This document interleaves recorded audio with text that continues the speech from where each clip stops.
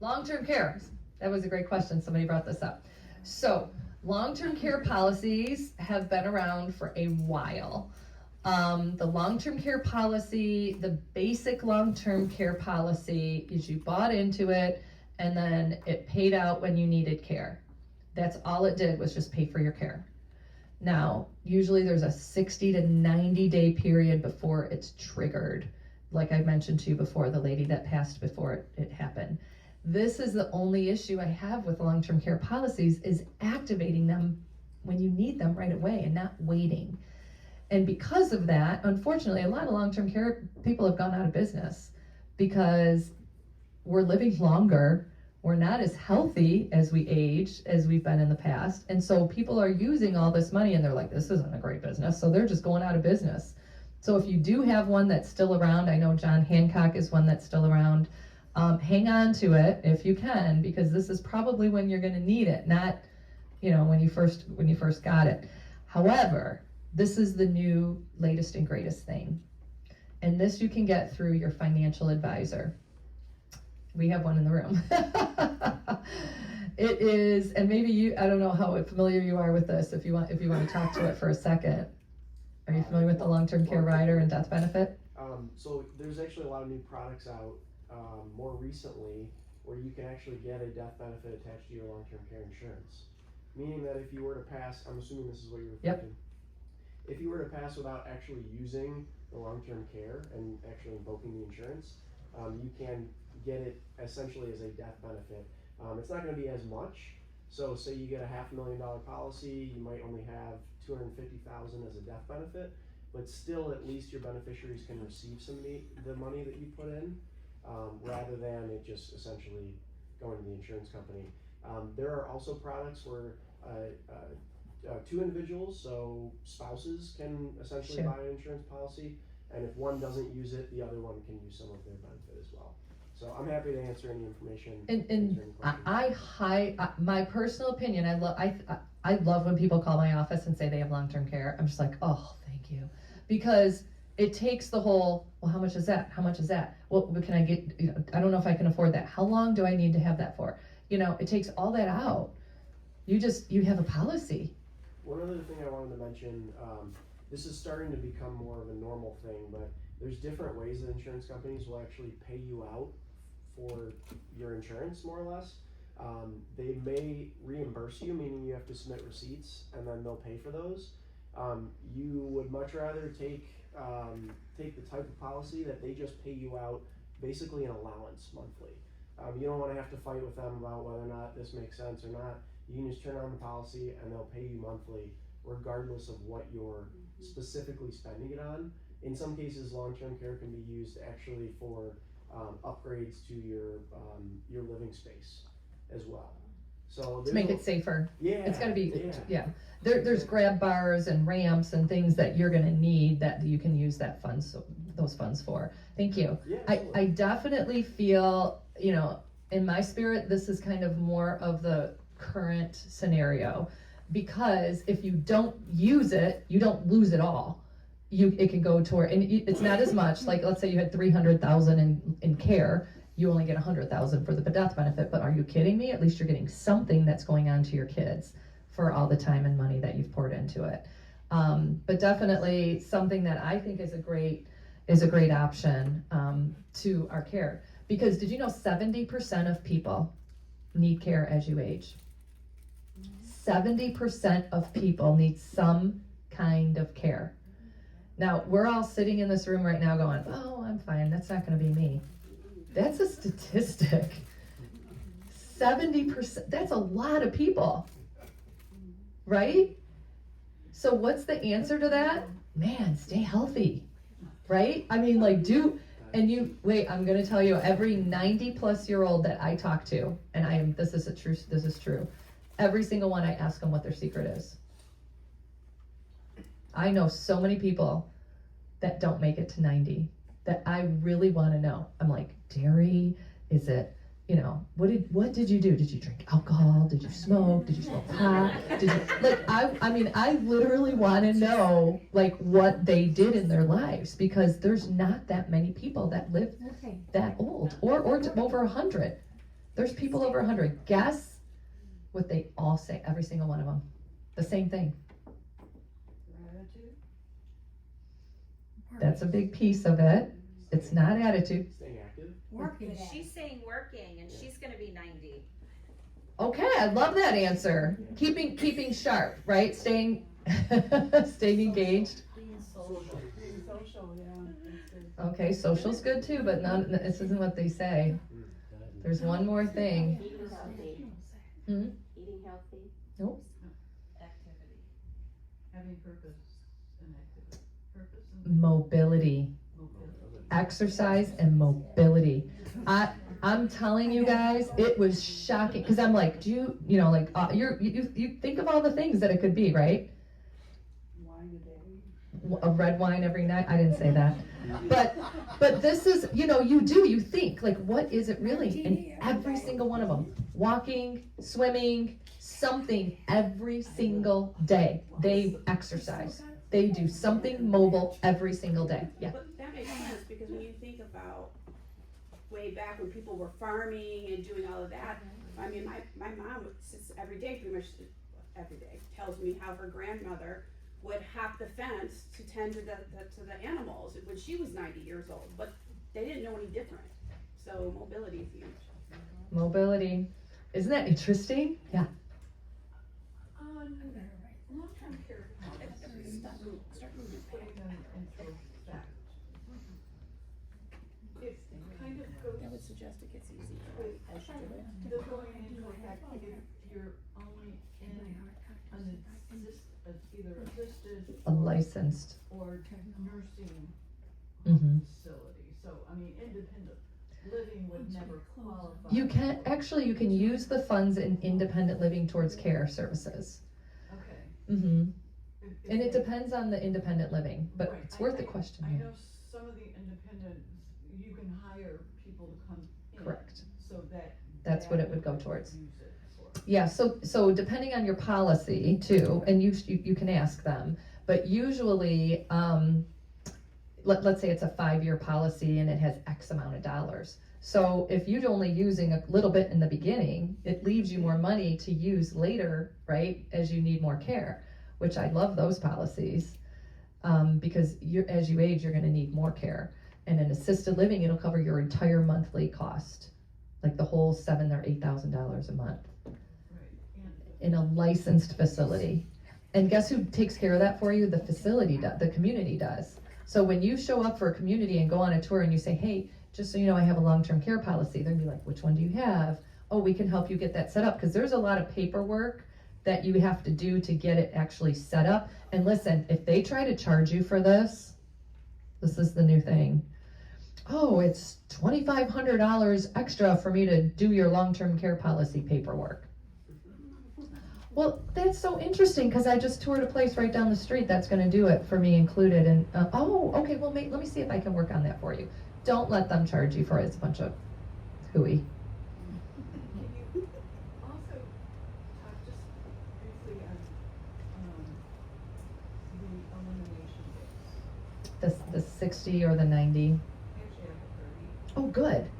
Fantastic. You know, the service days, I mean, I understand that they can, you know, there's some fine tuning of that. Yeah, so the period of time she's talking about before the policy starts, so they activate it, right? So that the activation starts with an assessment. They wanna come out, they wanna talk to you, they wanna see what you can do and what you can't do. So I always tell people, listen, if they call me and they're like, mom's in the hospital, she has a long-term care policy, the first thing I say is call them right now. Get that, like, don't even wait. Like, as soon as I know they have a policy, call them, especially if you're in the hospital. Call them right away and say, hey, I'm in the hospital, I have a long-term care policy, because they should get out there and do an assessment quickly. And they're gonna see how many activities of daily living, remember we talked about that in the beginning, you have. And usually it's 2, isn't it 2? It depends on the policy. I think the average is you have to have 2 of those. And then they can start the activation period, so that by the time you go to rehab and then you're coming out, that's your 30 days, right? Because 20 days in rehab, that policy could start. And they could send home care in, Or you could go to a independent living with services and cover the care costs, you know, things like that. So you want to activate it as soon as you see anything that might trigger an activity of daily living. Why not make the call? You know what the worst thing they can say is no. It's better than losing it. And chances are high, you know, call, and if you're not getting better, then you call them in another month, say, I want someone to come back out again and do another assessment. There was a question here. Oh, did you have a question? Oh, no, okay. Sorry. Does that answer your question on the long-term care? Yes. We can talk after too. Yeah, okay. Any other questions? All right, so I like this, my opinion. Why not have a double whammy, right? Why not have long-term and death benefit instead of just one, having two? What's the ballpark price, monthly price for these things? Does any, can anybody? I'm gonna ask that boy over there. I wish I had a good answer for you. They're not cheap, is what I will say. So it's something to seriously consider. But, we run quotes for folks, so we can get ballpark ideas, but I wouldn't be able to give you ballpark. I'm gonna like, the younger you are, I mean, you know, in your 50s it might be, you know, $200 a month. You know, in your 60s it might be $300 a month. It might be $400. It might get up to $600 a month. I mean, I don't. Long-term care insurance. No, at least by the time you are 60, it's going to be 15,000 a year. 15,000 a year by 60.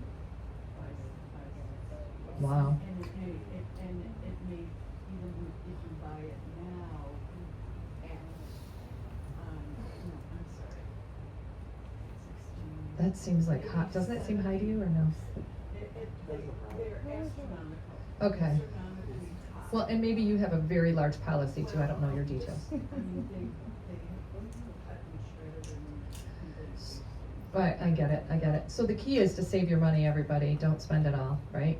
Okay. But one thing to think about it is you're either paying $1,000 a month on the care insurance, or you're paying $5,000 to $10,000 a month on the facility. Right. So you're paying it early so that you're paying lower on a per month basis, and then you don't have to worry about it because you're essentially already paid for it, because insurance would kick in. So it's just spreading it It's the out way we over look at multiple everything. years, Right. rather than all of a sudden out of your pocket. Well, and I just want to add this. So we have, how many have insurance on your house? How many have insurance on your car? How many have insurance on your cell phone?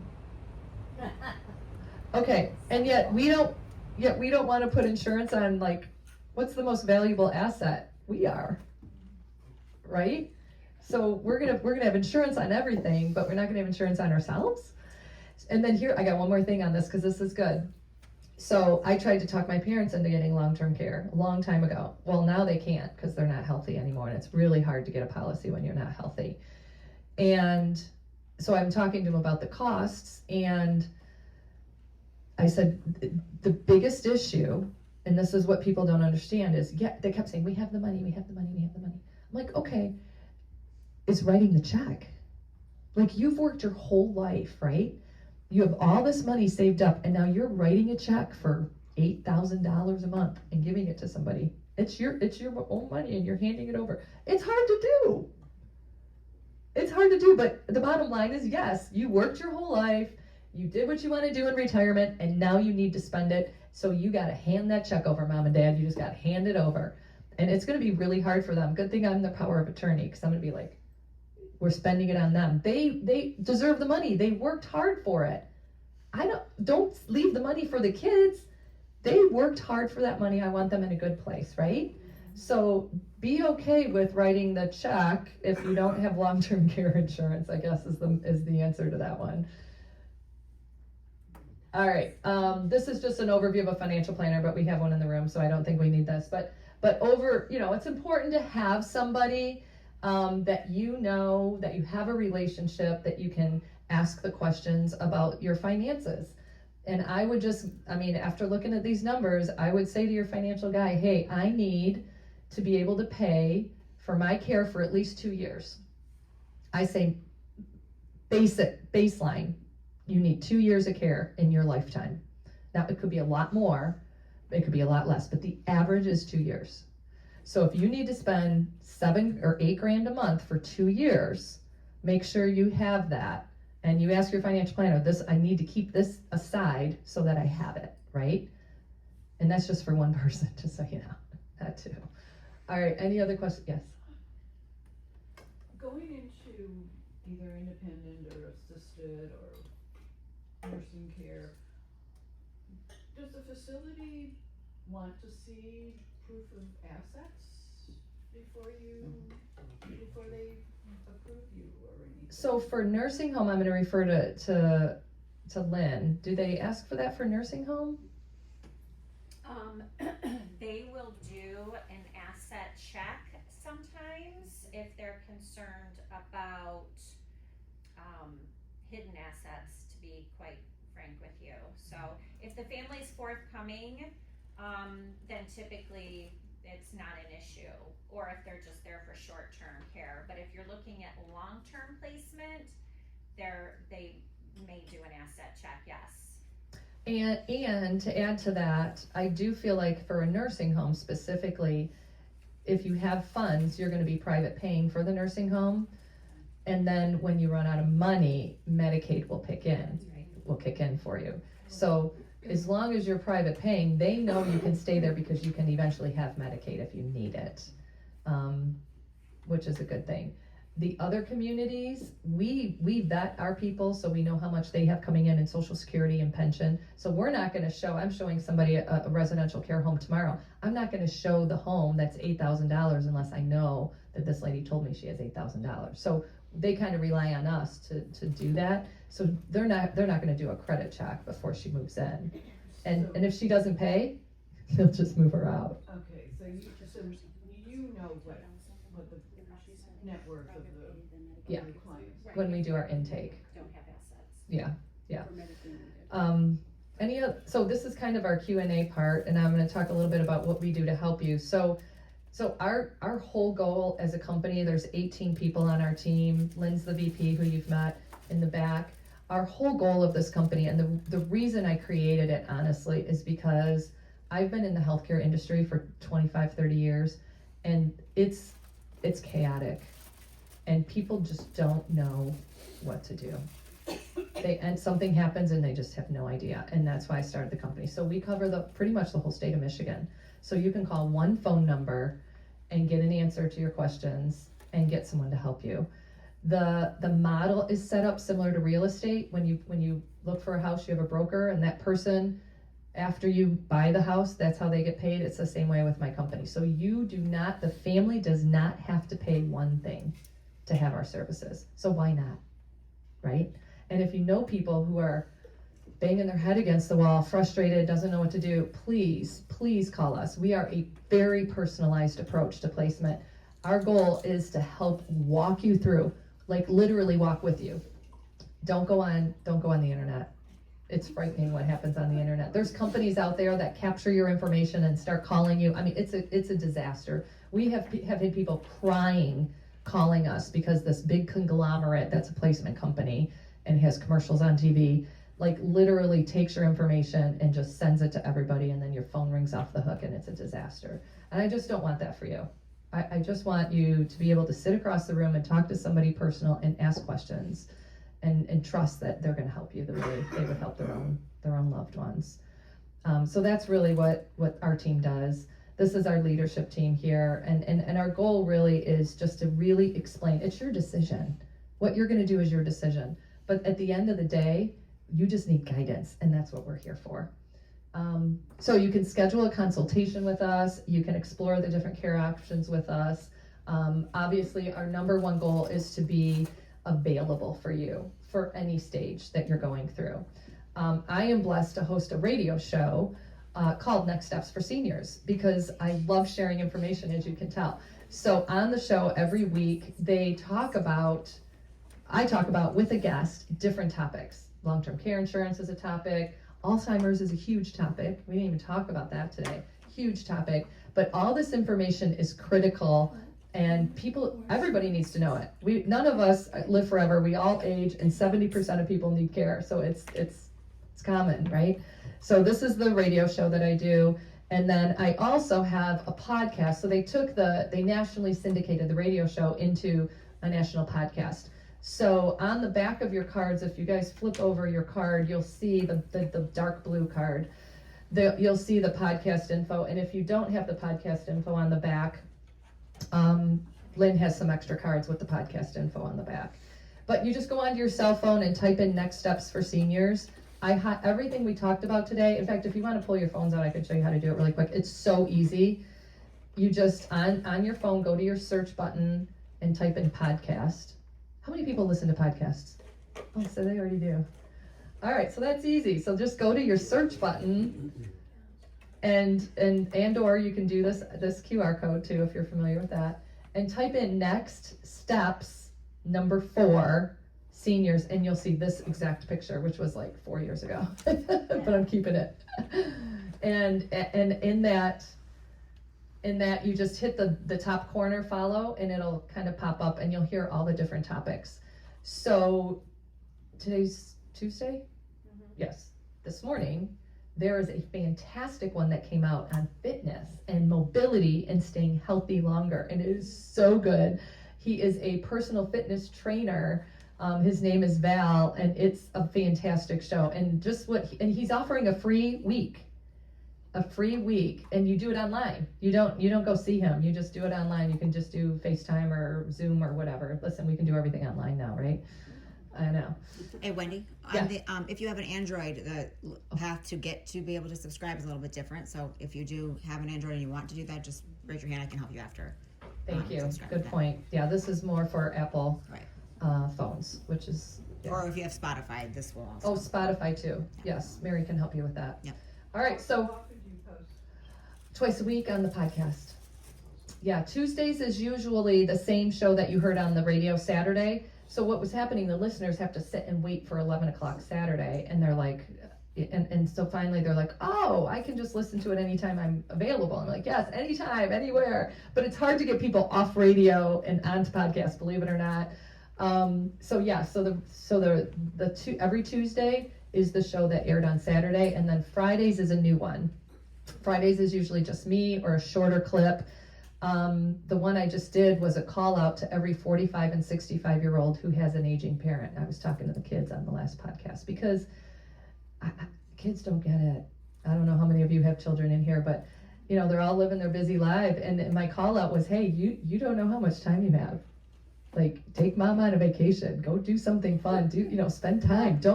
Because we're all caught in that rat race. Yeah, she's laughing. But these kids nowadays, and I'm in that age group, but it's pay attention, man. And when they're gone, you can't bring them back. And then you're gonna just bang your head against the wall and go, God, I wish I would have done this, and I could have done that with them. So the whole podcast was on that. Okay, so here's our information. If you want to jot it down, this is our phone number. And our goal, as you can see, our vision is educate families, advocate for seniors, and promote independence as much as possible. We want you to stay home. We want you to stay healthy. We want you to have care in your house as long as you possibly can. But when it's no other option, and somebody asked me, how do you know when it's absolutely no other option? Everybody wants to stay home. We get it. I'm gonna give you a story. I had a client call me. She's like, oh, my husband has dementia. I don't know. I want to keep him home. I'm like, okay, you can keep him home. Just let me know when you get to a point that you can't do it anymore. And I'm gonna tell you what that point is. When they lose functions of their bowel and bladder. Done. That is a point you do not want to get to, because she was 88 years old and she was scrubbing, the floor. So it was time, but she wasn't ready before that. Now I was ready to move her probably, a year before that, but it's not me, it's about her. And you're gonna know when it's the right time. But I pray to God nobody gets to that spot, because it will literally put you over the edge. Yeah. Did you have a question? Oh, okay. Yes. I just wanted to reinforce, I took care of my aunt who had dementia, never married, no kids, so a couple of the nieces handled everything. And she started out, she was at Town Village in Sterling Heights, which I really love that place, I love it. It's independent living. It's Mhm. independent, so she started out there in independent, she's already dementia-y, which is why we had to move her. They didn't have assisted living, so then she ended up in memory care, which was part of that place, and we knew, that's why we chose it. So she was in memory care for like, I don't know, a year, plus or minus. They fired her, they fired my aunt out of memory care, because she was getting too combative, there was just too much going on. And what did we do? We ended up in one of those little, beautiful little group homes. So, and it was the best, it was miraculous, and we wish we had done it sooner. And, anyway, we moved her at Christmas time one year, we just like took her out in the dead of night, because it was so screwed up. And, nothing against Town Village, though I still love them, but my Aunt Pat was a lot. And she died in February, so she didn't have that much time there, but when Wendy said that, those group homes are just like these, you know, They're heaven pretty sent. great if they're good Mhm. ones, and Keyword. yeah, they have to be really good, and we got lucky, we didn't use you, but, I just wanted to reinforce that. Yeah. Cause you can get, you know, a person can get fired out of these Yeah, that's why places the if they're not, you know, compliant or whatever, and then you're in trouble. So that brings up a great question. So what can get you out of these places? Cause of harm to yourself or harm to others? Those are the reasons that they can legally they can ask you to leave. Harming yourself or harming others. What about financially? I mean, you mentioned that they may not do a financial or an asset check, but then if you can't pay, well, then you're just out. Like if you run out of resources, aren't there some, can they say, no, we're not going to switch you to Medicaid? Or, cause we don't like Medicaid, we don't get as much from them, or? So remember, Medicaid is only in a nursing home. So what she's talking about, a memory care, is not Medicaid. So the state, you have to private pay. They will ask you to leave if you're not paying your bill. So this is memory what, care or assisted nothing living, is nothing is Medicaid. So except for nursing.